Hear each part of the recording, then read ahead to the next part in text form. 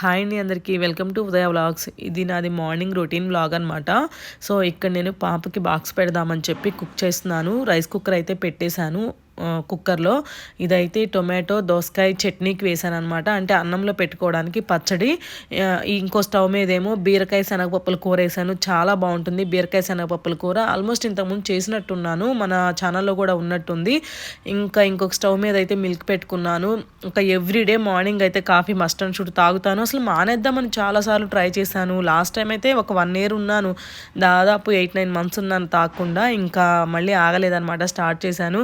ఇంక ఇప్పుడు చలికాలం కూడా స్టార్ట్ అయింది కదా, చాలా ఇష్టం అనమాట నాకైతే కాఫీ. ఇంకా డైలీ 1 or 2 times కంపల్సరీ తాగుతాను.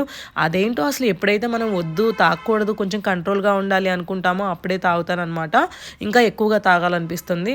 ఇంకా వింటర్ కూడా కదా, సో అందుకని కంటిన్యూ చేస్తున్నాను. వింటర్ అయిపోతే కనుక మానేయాలి అని